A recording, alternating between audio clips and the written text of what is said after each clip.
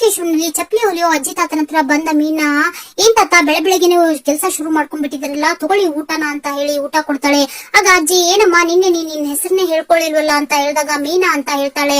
ಹಾಗೆ ತಗೊಳ್ಳಿ ತಾತ ಮೊದ್ಲು ಊಟ ಮಾಡಿ ಅಂತ ಹೇಳಿದಾಗ, ಇಲ್ಲಮ್ಮ ಯಾರೋ ಪುಣ್ಯಾತ್ಮ ಜೊತೆ ಚಪ್ಪಲಿನೂ ಕೊಟ್ಟು ಜೊತೆಗೆ ದುಡ್ಡು ಕೊಟ್ಟಿದ್ದಾನೆ, ಮೊದ್ಲು ಈ ಕೆಲ್ಸನ ಮುಗಿಸ್ಬಿಡ್ತೀನಿ ಅಂತ ಹೇಳಿದಾಗ, ಯಾ ತಾತ ಅವರು ಅಂತ ಮೀನಾ ಕೇಳ್ತಾಳೆ. ಆಗ ತಾತ ಅಗೋ ಅಲ್ಲಿ ನಿಂತಿದಾರಲ್ಲ ಅಂತ ತೋರಿಸಿದಾಗ ಅದು ಸೂರ್ಯ ಆಗಿರ್ತಾನೆ. ಆಗ ಮೀನಾಗೆ ತುಂಬಾ ಖುಷಿ ಆಗುತ್ತೆ.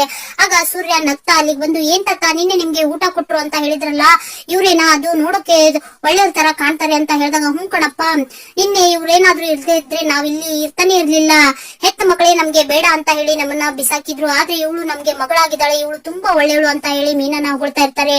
ಆಗ ಮೀನಾ, ಏನ್ ತಾತ ನೀವು ನಾನು ಊಟ ಕೊಟ್ಟೆ ಅಂತ ಹೇಳಿ ನನ್ನ ಹೊಗಳ್ತಾ ಇದ್ದೀರಲ್ಲ, ಇವರು ನಿಮ್ಗೆ ಕೆಲ್ಸನೂ ಕೊಟ್ಟು ಜೊತೆಗೆ ದುಡ್ಡು ಕೊಟ್ಟಿದ್ದಾರೆ, ಇವರು ತುಂಬಾ ಒಳ್ಳೆಯವರು ಅಂತ ಹೇಳಿದಾಗ, ಹ್ಞೂ ಕಣಮ್ಮ ಇವನು ತುಂಬಾ ಒಳ್ಳೆಯವನು, ಇವನು ಹೆಂಡತಿ ಜೊತೆ 100 ಕಾಲ ಸುಖವಾಗಿರ್ಲಿ ಅಂತ ಹೇಳಿ ಆಶೀರ್ವಾದ ಮಾಡ್ತಾರೆ. ಆಗ ತಾತ, ತಗೊಳಮ್ಮ ಊಟ ದುಡ್ಡು ಅಂತ ಹೇಳಿದಾಗ, ಏನ್ ತಾತ ನೀವು ನಿನ್ನೆ ನಿಮ್ಮ ಹತ್ರ ದುಡ್ಡು ಇರ್ಲಿಲ್ಲ, ಈಗ ನಿಮ್ಮ ಹತ್ರ ದುಡ್ಡಿದೆ ಅಂತ ಹೇಳಿ ನನ್ಗೆ ಊಟಕ್ಕೆ ದುಡ್ಡು ಕೊಡ್ತಾ ಇದೀರ ಅಂತ ಹೇಳಿದಾಗ, ಹಾಗಲ್ಲಮ್ಮ ನಿನಗೆ ಯಾಕಮ್ಮ ತೊಂದ್ರೆ ಅಂತ ಹೇಳಿದಾಗ, ಹಾಗೇನು ಇಲ್ಲ ತಾತ, ನೀವ್ ಆಗ್ಲೇ ಏನಂದ್ರಿ ನನ್ನ ಮಗಳು ಅಂತ ಕರೆದ್ರಲ್ಲ, ನಾನು ಇದಕ್ಕೆಲ್ಲ ದುಡ್ಡು ತಗೊಳಲ್ಲ ಅಂತ ಹೇಳ್ತಾಳೆ ಮೀನಾ.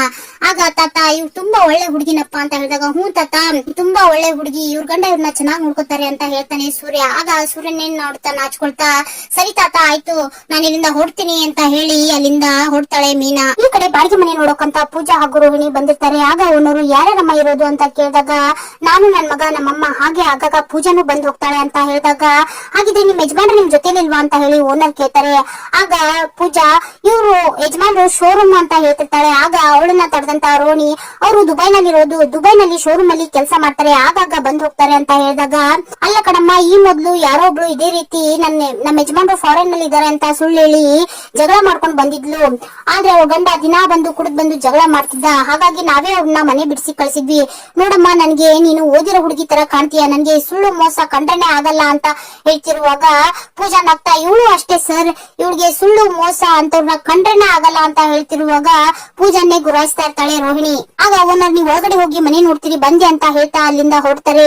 ಈ ಕಡೆ ಒಳಗಡೆ ಬಂದಂತ ಪೂಜಾ ಹಾಗೂ ರೋಹಿಣಿ ಮನೆನೆಲ್ಲ ನೋಡ್ತಾ, ತುಂಬಾ ಚೆನ್ನಾಗಿದೆ ಕಣೆ, ನನ್ ಮಗನ್ಗೂ ಈ ಮನೆ ಹತ್ರ ಆಗುತ್ತೆ ಅಂತ ಮಾತಾಡ್ತಿರ್ತಾರೆ. ಆಗ ಪೂಜಾ, ಏನೇ ನೀನು ಮನೆಗ್ ಬರ್ತಿದ್ದಾಗೆ ಸುಳ್ಳು ಮೇಲೆ ಸುಳ್ಳು ಪೋಣಿಸ್ತಾ ಇದೆಯಲ್ಲ, ಸುಳ್ಳನ್ನ ಹೇಳೋದನ್ನ ನಿನ್ನ ನೋಡಿ ಕಲಿಬೇಕು ಅಂತ ಹೇಳ್ತಿರುವಾಗ, ನಮ್ಗೆ ಮನೆ ಕೊಡೋದ್ ಬೇಡವೇನೆ ಅವರು ಅಂತ ಹೇಳ್ತಾಳೆ ರೋಹಿಣಿ. ಆಗ ಅದೇ ಸಮಯಕ್ಕೆ ಓನರ್ ಬರ್ತಾರೆ. ಆಗ ರೋಹಿಣಿ, ಸರ್ ಈ ಮನೆಗೆ ಅಡ್ವಾನ್ಸ್ ಎಷ್ಟು, ಬಾಡಿಗೆ ಎಷ್ಟು ಅಂತ ಕೇಳಿದಾಗ, ಬಾಡಿಗೆ 20,000, ಅಡ್ವಾನ್ಸ್ 1 ಲಕ್ಷ ಅಂತ ಹೇಳಿದಾಗ, ಏನ್ ಸರ್ ತುಂಬಾ ಜಾಸ್ತಿ ಆಯ್ತು ಅಂತ ಪೂಜಾ ಹೇಳ್ತಿರ್ತಾಳೆ. ನೋಡಮ್ಮ, ಸಿಟಿಯಲ್ಲಾದ್ರೆ ಇದಕ್ಕಿಂತ ಜಾಸ್ತಿ ಕೇಳ್ತಾ ಇದೆ, ನಿಮ್ಗೆ ಬೇಕು ಅಂದ್ರೆ ತಗೊಳ್ಳಿ, ಬೇಡ ಅಂದ್ರೆ ಇನ್ನು ಇದಕ್ಕಿಂತ ಮುಂಚೆ 4 ಜನ ನೋಡಿದ್ದು ಹೋಗಿದ್ದಾರೆ, ಅವ್ರಿಗೆ ಯಾರಿಗಾದ್ರೂ ಅಡ್ಜಸ್ಟ್ ಮಾಡ್ಕೋತೀನಿ ಅಂತ ಹೇಳಿದಾಗ, ಬೇಡ ಸರ್ ನಮ್ಗೆ ಬೇಕು ಅಂತ ಹೇಳಿ ರೋಹಿಣಿ 2,000 ಟೋಕನ್ ಅಡ್ವಾನ್ಸ್ ಆಗಿ ಕೊಟ್ಟು ಅಲ್ಲಿಂದ ಹೊರಡ್ತಾರೆ. ಆಗ ಪೂಜಾ, ಏನೇ ನೀನು 2 ದಿನದಲ್ಲಿ 1 ಲಕ್ಷ ಹೇಗೆ ಅಡ್ಜಸ್ಟ್ ಮಾಡ್ತೀಯಾ ಅಂತ ಕೇಳಿದಾಗ, ಬೇರೆ ಆಪ್ಷನ್ ಇಲ್ಲ, ಮನೋಜ್ ಅವ್ರನ್ನೇ ಕೇಳ್ಬೇಕು, ಆದ್ರೆ ಅವ್ರು ಬೇರೆ ತುಂಬಾ ಭಯದಲ್ಲಿ ಒದ್ದಾಡ್ತಾ ಇದಾರೆ ಅಂತ ಹೇಳಿದಾಗ, ಯಾವ್ದಕ್ಕೆ ಆ ಲೆಟರ್ ವಿಷಯಕ್ಕ ಅಂತ ಪೂಜಾ ಕೇಳ್ತಾಳೆ. ಹೌದು ಕಡೆ, ಆ ದಿನೇಶ್ ಆ ಪಿ ಇದನ್ನೆಲ್ಲ ಅವನೇ ಏನಾದ್ರೂ ಜೈಲಲ್ಲಿ ಇದ್ಕೊಂಡು ಯಾರ್ದಾದ್ರ ಹತ್ರ ಲೆಟರ್ ಕಳಿಸ್ತಾ ಇದ್ದಾನೆ ಏನೋ ಅಂತ ನನಗೆ ಅನುಮಾನ ಕಾಡ್ತಿದೆ ಅಂತ ಹೇಳ್ತಿರುವಾಗ, ಹೋಗ್ಲಿ ಬಿಡು, ಹಾಗೆ ನಿಮ್ಮಮ್ಮ ಹಾಗೂ ಕೃಷ್ಣ ಯಾವಾಗ ಕರ್ಕೊಂಡ್ ಬರ್ತೀಯ ಅಂತ ಕೇಳಿದಾಗ, ಆದಷ್ಟು ಬೇಗ ಅಡ್ವಾನ್ಸ್ ಕೊಡ್ತಿರೋ ಹಾಗೆ ಅವ್ರಿಬ್ರನ್ನ ಇಲ್ಲಿ ಕರ್ಕೊಂಡ್ ಬಂದ್ಬಿಡ್ಬೇಕು, ಇಲ್ಲ ಅಂದ್ರೆ ಆ ಸೂರ್ಯ ಮೀನಾ ನನ್ ಮಗನ ದತ್ತು ತಗೊಳ್ಳೋ ಪ್ಲಾನ್ ಮಾಡಿದ್ದಾರೆ ಅಂತ ಮಾತಾಡ್ತಿರ್ತಾಳೆ ರೋಹಿಣಿ. ಈ ಕಡೆ ಕಾರ್ ಶೆಡ್ ಹತ್ರ ಬಂದ ಸೂರ್ಯ ಚೇತನ್ ಕುಡಿದ್ ಬಿದ್ದಿರೋದನ್ನ ನೋಡಿ, ಇವ್ನು ಯಾಕೋ ಈ ರೀತಿ ಮಲ್ಕೊಂಡಿದ್ದಾನೆ ಅಂತ ಹೇಳಿದಾಗ, ಅವ್ನ ಫ್ರೆಂಡ್ಸ್ ಮಧ್ಯಾಹ್ನ ಕುಡಿದ್ ಬಂದ್ರೆ ಇನ್ನೇನಾಗುತ್ತೆ ಅಂತ ಹೇಳ್ತಿರ್ತಾರೆ. ಆಗ ಚೇತನ್ ಹತ್ರ ಬಂದ ಸೂರ್ಯ, ಯಾಕೋ ಏನಾಯ್ತು, ಏನಾದ್ರೂ ಸಮಸ್ಯೆನಾ ಅಥವಾ ಮನೇಲಿ ಏನಾದ್ರೂ ಜಗಳನ ಅಂತ ಕೇಳಿದಾಗ, ಜಗಳನ ಹಾಗೇನಿಲ್ಲ ಸೂರ್ಯ, ಮೊನ್ನೆ ನಮ್ ದೊಡ್ಡಪ್ಪ ಷಷ್ಠಿ ಪೂರ್ತಿ ಆಚರಿಸ್ಕೊಂಡ್ರು, ಅವ್ರ ಮಕ್ಕಳು ಅದನ್ನ ಗ್ರ್ಯಾಂಡ್ ಆಗಿ ಮಾಡಿದ್ರು, ಆದ್ರೆ ನಾನು ನಮ್ಮ ಅಪ್ಪ ಅಮ್ಮನ್ ಷಷ್ಠಿ ಪೂರ್ತಿ ಮಾಡ್ಬೇಕು ಅಂತ ಹೇಳಿದಾಗ, ಮಾಡಿದ್ರಾಯ್ತು ಬಿಡು ಅಂತ ಹೇಳ್ತಾನೆ ಸೂರ್ಯ. ಆದ್ರೆ ಅದಕ್ಕೆಲ್ಲ ದುಡ್ಡು ಎಲ್ಲಿಂದ ತರಬೇಕು, ಅವ್ರಾದ್ರೆ 2 ಕಾರ್ ಓನರು, ನಾನು ಬಾಡಿಗೆ ಕಾರ್ ಓಡಿಸೋನು, ದಿನಪೂರ್ತಿ ದುಡಿದ್ರು 500 ರೂಪಾಯಿ ಸಿಗುತ್ತೆ ಅಂತ ಹೇಳಿ ತನ್ನ ಪರಿಸ್ಥಿತಿನ ಹೇಳ್ಕೊಂಡಾಗ ಸೂರ್ಯ, ಹೋಗ್ಲಿ ಬಿಡು, ಷಷ್ಠಿ ಪೂರ್ತಿ ಮಾಡೋಕ್ಕಾಗಲ್ಲ ಅಂತ ಹೇಳಿ ಯಾರಾದ್ರೂ ಕುಡಿತಾರ, ಹಾಗಲ್ಲ ಸೂರ್ಯ, ನನ್ನ ಅಕ್ಕ ತಂಗಿ ಅಪ್ಪನ್ ಷಷ್ಠಿ ಪೂರ್ತಿ ಮಾಡೋಕ್ಕಾಗಲ್ಲ ಅಂತ ಹೇಳಿ ಎಲ್ರ ಮುಂದೆ ನನ್ಗೆ ಅವಮಾನ ಮಾಡ್ಬಿಟ್ರು, ಬೈದ್ಬಿಟ್ರು ಅಂತ ಹೇಳಿದಾಗ, ಅವ್ರಾದ್ರೆ ಬೈದಿದ್ದಾರೆ, ನಾನಾದ್ರೆ ಒಂದ್ ಸರಿಯಾಗಿ ಬಿಡ್ತಿದ್ದೆ, ನೋಡೋ ಚೇತ, ಅಪ್ಪ ಅಮ್ಮಂಗೆ ಮಗ ಇದ್ದಾನೆ ಅನ್ನೋದು ಎಷ್ಟು ಖುಷಿ ಕೊಡುತ್ತೋ, ಮಗನ್ಗೆ ಜವಾಬ್ದಾರಿ ಇದೆ ಅನ್ನೋದು ಅಷ್ಟೇ ಖುಷಿ ಪಡುತ್ತೆ, ಆದ್ರೆ ಅವರು ನಮಗೋಸ್ಕರ ಏನೆಲ್ಲಾ ಮಾಡಿರ್ತಾರೆ ಎದ್ದೇಳು ಅಂತ ಹೇಳ್ತಾ ಅವ್ನ ಫ್ರೆಂಡ್ಸ್ ಎಲ್ಲ ಚೇತನ್ನ ಎಬ್ಬಿಸ್ಕೊಂಡು ಅಲ್ಲಿಂದ ಕರ್ಕೊಂಡು ಹೋಗ್ತಾರೆ. ಈ ಕಡೆ ಸೂರ್ಯ ದುಡ್ಡಿಗೋಸ್ಕರ ಯೋಚನೆ ಮಾಡ್ತಾ ಇರ್ತಾನೆ. ಈ ಕಡೆ ಶೋರೂಮ್ ಅಲ್ಲಿ ಮನೋಜ್ ಆಕಳಿಸ್ತಾ ಮಾಡ್ಕೊಂಡಿರ್ತಾನೆ. ಆಗ ಅಲ್ಲಿಗೆ ಬಂದ ರೋಹಿಣಿ, ಏನ್ ಮನೋಜ್ ನೀವು ಯಾಕೆ ಏನಾಯ್ತು ಅಂತ ಕೇಳಿದಾಗ, ಇನ್ನೇನ್ ಮಾಡೋದು ರೋಹಿಣಿ, ಬೆಳಕಿಂದ 13 ಜನನ ಇಂಟರ್ವ್ಯೂ ಮಾಡಿದೀನಿ, ಯಾರು ಸೆಲೆಕ್ಟೇ ಆಗ್ತಿಲ್ಲ ಅಂತ ಹೇಳಿದಾಗ, ಅಲ್ಲ ಮನೋಜ್, ಈ ಸೆಕ್ಯೂರಿಟಿ ಕೆಲಸಕ್ಕೆ ನಿಮ್ಗೆ ಎಕ್ಸ್ಪೀರಿಯನ್ಸ್ ಇದೆಯಾ, ಫಿಟ್ ಆಗಿದ್ದೀರಾ, ಡಿಫೆನ್ಸ್ ಮಾಡಕ್ ಬರುತ್ತಾ ಅಂತ ಕೇಳೋದ್ ಬಿಟ್ಟು ಜನರಲ್ ನಾಲೆಜ್ ಕ್ವಶನ್ ಕೇಳಿ ಕಲೆಕ್ಟರ್ ಇಂಟರ್ವ್ಯೂ ಮಾಡಿದ್ರೆ ಇನ್ನೇನಾಗುತ್ತೆ ಅಂತ ಹೇಳ್ತಿರುವಾಗ, ಹಾಗಲ್ಲ ರೋಹಿಣಿ ಅಂತ ಹೇಳ್ತಿರ್ತಾನೆ ಮನೋಜ. ಅದೇ ಸಮಯಕ್ಕೆ ಒಬ್ಬ ದೈತ್ಯ ವ್ಯಕ್ತಿ ಶೋರೂಮ್ ಒಳಗಡೆ ಎಂಟ್ರಿ ಆಗಿ ಮನೋಜನ ಹತ್ರ ಬಂದ್ ನಿಂತ್ಕೊಂಡು, ಸರ್ ಇಲ್ಲಿ ಸೆಕ್ಯೂರಿಟಿ ಕೆಲಸಕ್ಕೆ ಇಂಟರ್ವ್ಯೂ ನಡೀತಿದೆಯಲ್ಲ ಅಂತ ಕೇಳಿದಾಗ, ಅವನನ್ನ ನೋಡಿದಂತ ಮನೋಜನ್ಗೆ ಹಾಗೂ ರೋಹಿಣಿಗೆ ಗಾಬರಿ ಆಗುತ್ತೆ. ಆಗ ಮನೋಜ ಕುತ್ಕೊಳ್ಳಿ ಅಂತ ಹೇಳಿ, ಏನ್ ಓದಿದ್ದೀರಾ ಅಂತ ಕೇಳ್ತಾರೆ. ಡಿಗ್ರಿ ಮಾಡಿದೀನಿ ಅಂತ ಹೇಳಿದಾಗ ಮನೋಜ ಮತ್ತೆ ಜನರಲ್ ನಾಲೆಜ್ ಪ್ರಶ್ನೆನ ಕೇಳಕ್ಕೆ ಶುರು ಮಾಡ್ತಾನೆ. ಆಗ ರೋಹಿಣಿ ಇದು ಬೇಕಾ ಅಂತ ಹೇಳಿ ತಡಿತಾಳೆ. ಆಗ ಮನೋಜ, ಹೌದು ನೀವ್ ಏನ್ ಎಕ್ಸ್ಪೆಕ್ಟ್ ಮಾಡ್ತೀರಾ ಅಂತ ಕೇಳಿದಾಗ ಸ್ಯಾಲ್ರಿ ಅಂತ ಹೇಳ್ತಾನೆ ಆ ವ್ಯಕ್ತಿ. ಅದೇ ಸ್ಯಾಲ್ರಿ ಎಷ್ಟು ಅಂತ ಕೇಳಿದಾಗ, ನೋಡಿ ಮೊದ್ಲು 10,000 ಕೊಡ್ತೀನಿ, ಆಮೇಲೆ ನಿಮ್ ಕೆಲಸ ನೋಡಿ ಜಾಸ್ತಿ ಮಾಡ್ಕೊಳ್ತಾ ಹೋಗ್ತೀನಿ ಅಂತ ಹೇಳಿದಾಗ, ಆಯ್ತು ಸರ್ ನನ್ಗೆ ಒಪ್ಪಿಗೆ ಇದೆ, ಸ್ಯಾಲ್ರಿ ಜೊತೆಗೆ ನಮ್ಗೆ ಊಟ ಕೊಟ್ರಾಯ್ತು ಅಂತ ಹೇಳಿದಾಗ, ರೋಹಿಣಿ ಊಟನ ಅಂತ ಹೇಳಿದಾಗ, ಹೌದು ಮೇಡಮ್ ಬಾಡಿ ಫಿಟ್ ಇಟ್ಕೋಬೇಕಲ್ಲ, ಅದಕ್ಕೆ ನಂದೊಂದು ಸಣ್ಣ ಲಿಸ್ಟ್ ಇದೆ ಅಂತ ಹೇಳಿದಾಗ, ಸರಿ ಸರಿ ಆಯ್ತು, ಹೌದು ಅಂದಾಗೆ ನೀವು ಈ ಕೆಲಸಕ್ಕೆ ಫಿಟ್ ಅಂತ ನಾವ್ ಹೇಗ್ ಅನ್ಕೊಳ್ಳೋದು ಅಂತ ಹೇಳಿದಾಗ, ಸರ್ ನೀವ್ ಎದ್ದೇಳಿ ಅಂತ ಹೇಳಿ ಮನೋಜನ ಎಬ್ಬಿಸಿದಂತ ವ್ಯಕ್ತಿ ಮನೋಜನ ಎತ್ಕೊಂಡು ಜೋರಾಗಿ ತಿರುಗಿಸ್ತಾ ಇರ್ತಾನೆ. ಆಗ ರೋಹಿಣಿ ಬೇಡ ಬೀಳ್ತಾರೆ ಅಂತ ಹೇಳಿ ಆಗ ಮನೋಜನ ತಿರುಗಿಸಿ ಕೆಳಗಡೆ ಇಳಿಸ್ತಾನೆ ಆ ವ್ಯಕ್ತಿ. ಆಗ ಮನೋಜ ತಲೆ ತಿರುಗಿ ಅಲ್ಲಿ ಫ್ರಿಡ್ಜ್ ಗೆ ಹೊರಕೊಂಡು, ಏನ್ ರೋಹಿಣಿ ನನ್ಗೆ ತಲೆ ಚಕ್ರ ಬರ್ತಾ ಇದೆ, ಆಗ್ತಿಲ್ಲ ಅಂತ ಹೇಳಿ ರೋಹಿಣಿ ಸಹಾಯದಿಂದ ಅಲ್ಲೇ ಇರೋ ಕುರ್ಚಿ ಮೇಲೆ ಕುತ್ಕೊತಾನೆ.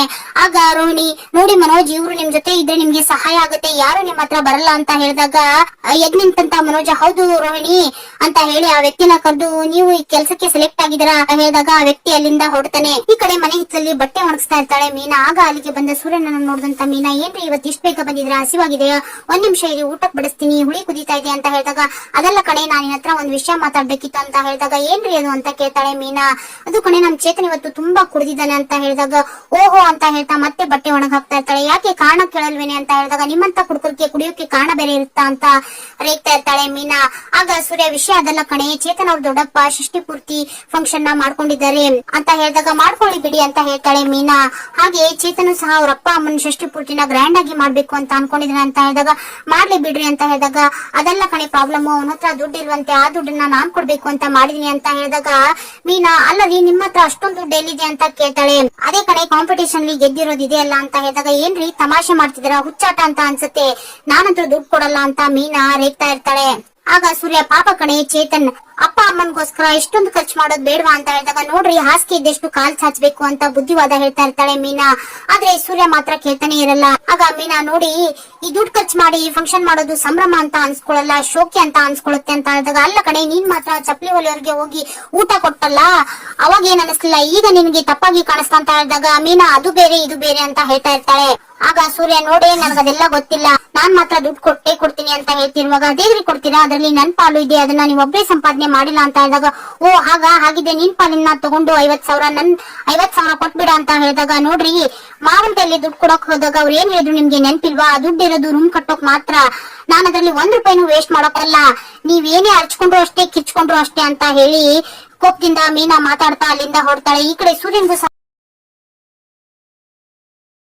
ತುಂಬಾ ಕೋಪ ಬಂದಿರುತ್ತೆ.